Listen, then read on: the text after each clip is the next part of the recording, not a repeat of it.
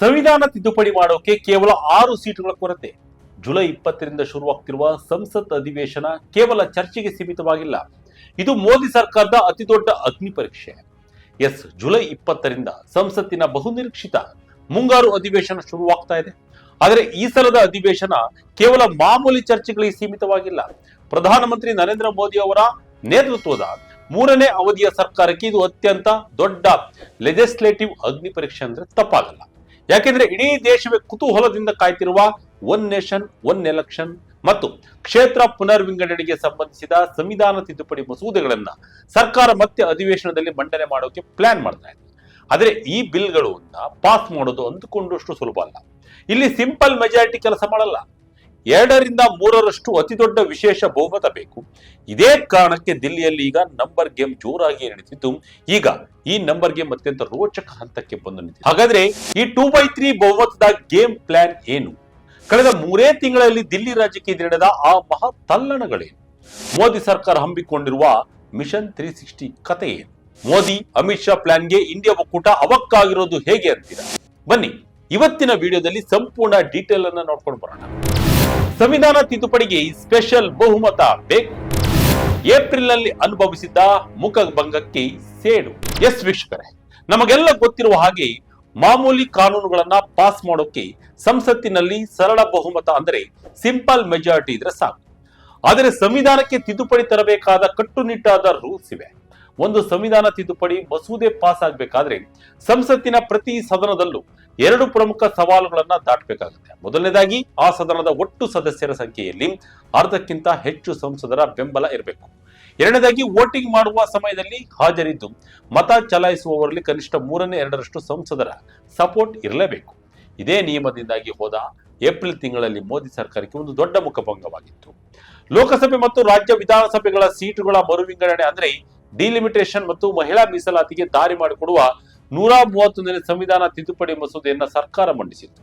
ಆಗ ವೋಟಿಂಗ್ ನಡೆದಾಗ ಮಸೂದೆಗೆ ಪರವಾಗಿ 298 ವೋಟ್ಗಳು ಮತ್ತು ವಿರುದ್ಧವಾಗಿ 230 ವೋಟ್ಗಳು ಬಿದ್ದಿದ್ದವು. ವೋಟಿಂಗ್ ನಲ್ಲಿ ಒಟ್ಟು 528 ಸಂಸದರು ಭಾಗವಹಿಸಿದ್ದರು. ಆ ಲೆಕ್ಕಾಚಾರದ ಪ್ರಕಾರ ವಿಶೇಷ ಬಹುಮತಕ್ಕೆ ಅಂದ್ರೆ 2/3 ಮೆಜಾರಿಟಿ ಮಾರ್ಕ್ ತಲುಪಲು 352 ಸಂಸದರ ಬೆಂಬಲ ಬೇಕಿತ್ತು. ಆದರೆ ಸರ್ಕಾರದ ಪರ ಬಿದ್ದಿದ್ದು ಕೇವಲ 298 ವೋಟ್. ಆದರೆ ಬರೋಬ್ಬರಿ 54 ವೋಟ್ಗಳ ಕೊರತೆಯಿಂದಾಗಿ ಆ ಬಿಲ್ ಬಿದ್ದು ಹೋದವು.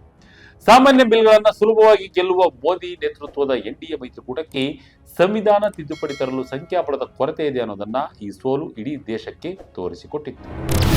ಕೇವಲ 3 ತಿಂಗಳಲ್ಲಿ ದಿಲ್ಲಿ ರಾಜಕೀಯ ಉಲ್ಟಾ ಪಲ್ಟಾ. ವಿಪಕ್ಷಗಳ ಬಲ ಕೂಗಿಸಿದ 3 ಮಹಾ ಬೆಳವಣಿಗೆಗಳು.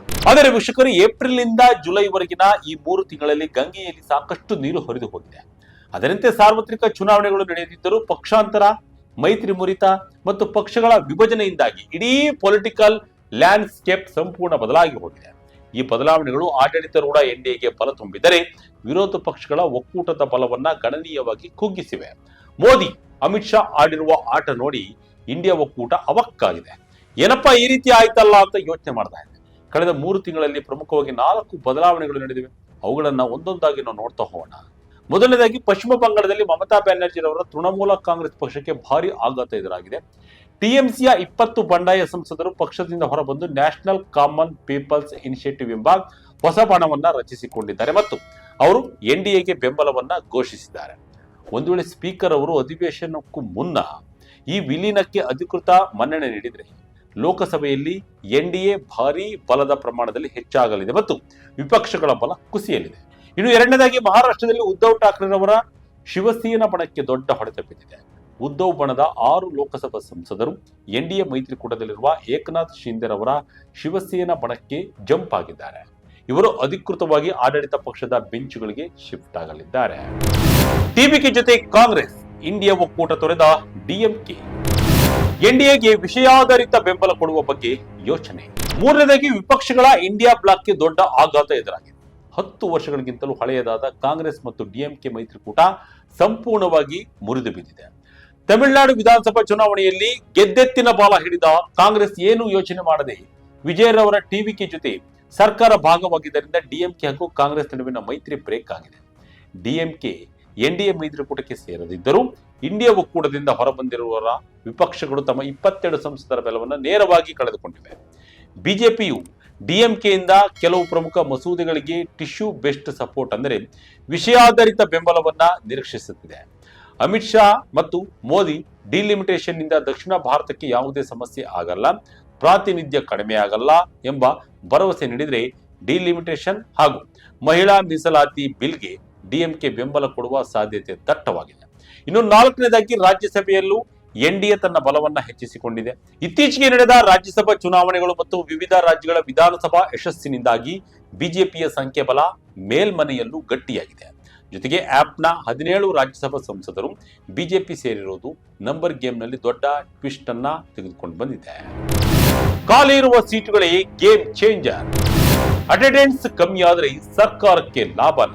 ಇಲ್ಲಿ ನಾವು ಗಮನಿಸಬೇಕಾದ ಮತ್ತೊಂದು ಹಿಡನ್ ಫ್ಯಾಕ್ಟರ್ ಅಂದರೆ ಲೋಕಸಭೆಯ ಖಾಲಿ ಸೀಟುಗಳು. ಸಾಮಾನ್ಯವಾಗಿ ಲೋಕಸಭೆಯಲ್ಲಿ 543 ಸೀಟುಗಳಿರುತ್ತವೆ. ಆದರೆ ಪ್ರಸ್ತುತ 3 ಸಂಸದರ ನಿಧನದಿಂದಾಗಿ 3 ಸೀಟುಗಳು ಖಾಲಿ ಇವೆ. ಅಂದರೆ ಸದ್ಯಕ್ಕೆ ಲೋಕಸಭೆಯ ಪರಿಣಾಮಕಾರಿ ಸಂಖ್ಯೆ ಬಲ 540ಕ್ಕೆ ಇಳಿದಿದೆ. ಇಲ್ಲಿ ಖಾಲಿ ಸ್ಥಾನಗಳು 2 ರಿಂದ 3 ವಿಶೇಷ ಬಹುಮತದ ಮ್ಯಾಜಿಕ್ ನಂಬರ್ ಅನ್ನು ಕೂಡ ಕಡಿಮೆ ಮಾಡುತ್ತದೆ. ಇದರಿಂದ ಸಂಸತ್ತಿನಲ್ಲಿ ಸಂಸದರ ಹಾಜರಾತಿ ಕೂಡ ಅಷ್ಟೇ ಮುಖ್ಯವಾಗುತ್ತೆ. ವೋಟಿಂಗ್ ದಿನದಂದು ಕೆಲವು ವಿರೋಧ ಪಕ್ಷದ ಸಂಸದರು ಗೈರು ಹಾಜರಾದರೆ, ಮತದಾನದಿಂದ ದೂರ ಉಳಿದರೆ ಅಥವಾ ವಾಕೌಟ್ ಮಾಡಿದರೆ ಹಾಜರಿದ್ದು ಮತ ಚಲಾಯಿಸಿದವರ ಸಂಖ್ಯೆಯ ಮೇಲೆ 2 ರಿಂದ 3ರಷ್ಟು ಬಹುಮತವನ್ನು ಲೆಕ್ಕ ಹಾಕಬೇಕಾಗುತ್ತೆ. ಅದಕ್ಕಾಗಿಯೇ ಇಂತಹ ಮಸೂದೆಗಳನ್ನ ಪಾಸ್ ಮಾಡುವಾಗ ಪ್ರತಿಯೊಬ್ಬ ಸಂಸದನು ಹಾಜರಿರುವಂತೆ ನೋಡಿಕೊಳ್ಳಲು ರಾಜಕೀಯ ಪಕ್ಷಗಳು ತಮ್ಮ ಇಡೀ ಶಕ್ತಿಯನ್ನ ಧಾರೆ ಎರೆಯುತ್ತವೆ. ಮಸೂದೆ ಜಾರಿಯಾಗುತ್ತದೆ ಎಂದರೆ ಎಲ್ಲಾ ಪಕ್ಷಗಳು ತಮ್ಮ ಸಂಸದರಿಗೆ ವಿಪ್ ಕೊಡುವುದು ಗ್ಯಾರಂಟಿ. ರಾಜ್ಯಸಭೆಯಲ್ಲಿ ಎನ್ಡಿಎ 152 ಸದಸ್ಯರನ್ನು ಹೊಂದಿದ್ದು ಸ್ಪೆಷಲ್ ಮೆಜಾರಿಟಿಗೆ ಬಹಳ ಹತ್ತಿರದಲ್ಲಿದ್ದು ಸದನದಲ್ಲಿ ಬಿಜೆಪಿ ಮ್ಯಾಜಿಕ್ ಮಾಡುವ ಸಾಧ್ಯತೆ ದಟ್ಟವಾಗಿದೆ. ಮ್ಯಾಜಿಕ್ ನಂಬರ್ 360 ದಾಟುತ್ತಾ ಎನ್ಡಿಎ. ಮೋದಿ ಅಮಿತ್ ಶಾ ಲೆಕ್ಕಾಚಾರ ಹೇಗಿದೆ? ಹಾಗಾದ್ರೆ ಸದ್ಯಕ್ಕೆ ಲೋಕಸಭೆಯಲ್ಲಿ ಮೋದಿ ಸರ್ಕಾರದ ಹತ್ತಿರ ಇರುವ ನಿಜವಾದ ಬಲ ಎಷ್ಟು? ಮಿಷನ್ 360 ಹೇಗೆ ವರ್ಕೌಟ್ ಆಗುತ್ತೆ ಎಂಬುದನ್ನು ನೋಡೋಣ. ಅದಕ್ಕೆ ನಾವು ಒಂದಿಷ್ಟು ಗಣಿತದ ಲೆಕ್ಕಾಚಾರವನ್ನ ಮಾಡಲೇಬೇಕು. ಪ್ರಸ್ತುತ ಲೋಕಸಭೆಯ ಒಟ್ಟು 540 ಸೀಟುಗಳಲ್ಲಿ 3/2 ಬಹುಮತಕ್ಕೆ ಅಂದರೆ ವಿಶೇಷ ಬಹುಮತಕ್ಕೆ ಕನಿಷ್ಠ 360 ಸಂಸದರ ಸದಸ್ಯ ಬಲ ಬೇಕು. ಸದ್ಯಕ್ಕೆ ಎನ್ಡಿಎ ಮೈತ್ರಿಕೂಟದ ಬಳಿ ಸುಮಾರು 293 ಸಂಸದರಿದ್ದಾರೆ. ಈಗ ಇವರ ಜೊತೆಗೆ ಇತ್ತೀಚಿನ ರಾಜಕೀಯ ಬೆಳವಣಿಗೆಗಳ ಲೆಕ್ಕಾಚಾರವನ್ನು ಸೇರಿಸೋಣ. ತೃಣಮೂಲ ಕಾಂಗ್ರೆಸ್ನಿಂದ ಸಿಡಿದು ಬಂದ 20 ಎನ್ಸಿಪಿಐ ಸಂಸದರು ಮತ್ತು ಡಿಎಂಕೆಯ 22 ಸಂಸದರು ಬೆಂಬಲ ನೀಡಿದರೆ ಆ ಸಂಖ್ಯೆ 335ಕ್ಕೆ ಏರುತ್ತದೆ. ಆದರೆ ಡಿಎಂಕೆ ಬೆಂಬಲ ನೀಡುತ್ತಾ ಎಂಬ ಬಗ್ಗೆ ಯಾವುದೇ ಸುಳಿವಿಲ್ಲ. ಬಟ್ ಬಿಜೆಪಿ ಡಿಎಂಕೆ ಜೊತೆ ಟಚ್ ಅಲ್ಲಿ ಇರೋದಂತೂ ನಿಜ.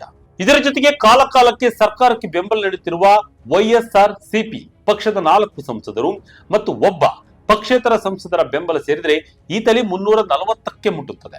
ಮಹಾರಾಷ್ಟ್ರದಲ್ಲಿ ಉದ್ಧವ್ ಠಾಕ್ರೆ ಬಣದಿಂದ ಏಕನಾಥ್ ಶಿಂದೆ ಬಣಕ್ಕೆ ಬಂದ 6 ಸಂಸದರನ್ನ ಸೇರಿಸಿದರೆ ಎನ್ಡಿಎ ಬಲ 346 ಆಗುತ್ತದೆ. ಒಂದು ವೇಳೆ ಶರದ್ ಪವಾರ್ ಅವರ ಪಕ್ಷದ 8 ಸಂಸದರು ಡಿಲಿಮಿಟೇಷನ್ ಅಥವಾ ಮಹಿಳಾ ಮೀಸಲಾತಿ ಮಸೂದೆಗಳಿಗೆ ಬೆಂಬಲ ನೀಡಿದೆ ಮೈತ್ರಿಕೂಟ 154ಕ್ಕೆ ಏರಲಿದೆ. ಶರದ್ ಪವಾರ್ ಅವರ ಎನ್ಸಿಪಿ ಜೊತೆಯೂ ಬಿಜೆಪಿ ಮಾತುಕತೆ ನಡೆಸ್ತಾ ಇದ್ದು ಯಾವಾಗ ಯಾವ ಸುದ್ದಿ ಬರುತ್ತೋ ಗೊತ್ತಿಲ್ಲ.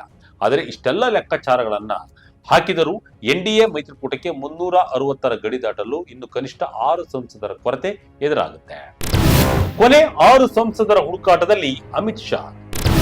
ಎನ್ಡಿಎಗೆ ಯಾರೆಲ್ಲ ಬೆಂಬಲ ನೀಡಬಹುದು?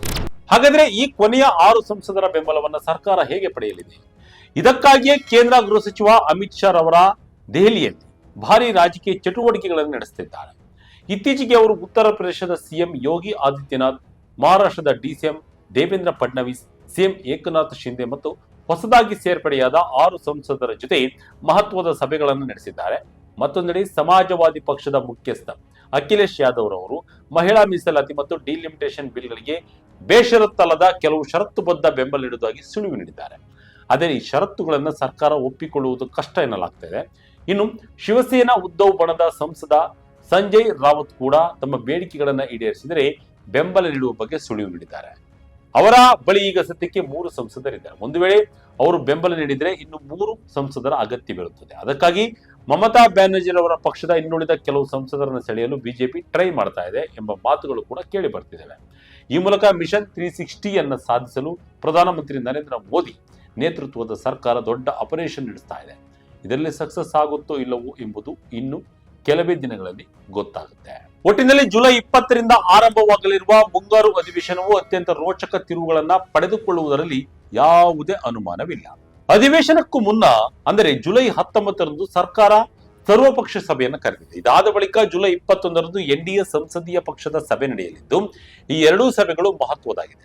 ವಿಪಕ್ಷಗಳ ಬಲ ಕುಗ್ಗಿಸಿರುವ ಮೋದಿ ಸರ್ಕಾರ ತನ್ನ ಮಿಷನ್ 360ಯನ್ನ ಯಶಸ್ವಿಗೊಳಿಸಿ ಕಳೆದ ಬಾರಿ ಮಕಾಡೆ ಮಲಗಿದ್ದ ಮಸೂದೆಗಳನ್ನು ಮತ್ತೆ ಪಾಸ್ ಮಾಡುತ್ತಾ ಈ ಮೂಲಕ ಸಂಸತ್ನಲ್ಲಿ ಇತಿಹಾಸ ಸೃಷ್ಟಿಸುತ್ತಾ ಅನ್ನೋದನ್ನ ಕಾದ್ ನೋಡಬೇಕು. ಸಂವಿಧಾನ ತಿದ್ದುಪಡಿಯ ಈ ಹೊಸ ನಂಬರ್ ಗೇಮ್ ಮತ್ತು ಒನ್ ನೇಷನ್ ಒನ್ ಎಲೆಕ್ಷನ್ ಜಾರಿಗೆ ತರುವ ಸರ್ಕಾರದ ಈ ಪ್ರಯತ್ನಗಳ ಬಗ್ಗೆ ನಿಮಗೆ ಅನಿಸಿದ್ದನ್ನ, ನಿಮ್ಮ ಅಭಿಪ್ರಾಯವನ್ನ ಕಮೆಂಟ್ ಮೂಲಕ ತಿಳಿಸಿ. ಇದಾಗಿತ್ತು ಈ ಕ್ಷಣದ ಅಪ್ಡೇಟ್. ಇದೇ ರೀತಿಯ ಅಪ್ಡೇಟ್ಗಳಿಗಾಗಿ Vijaya Kanaka website, YouTube page, Facebook page ಮಾಡ್ತಾ ಇರಿ. ಧನ್ಯವಾದಗಳು.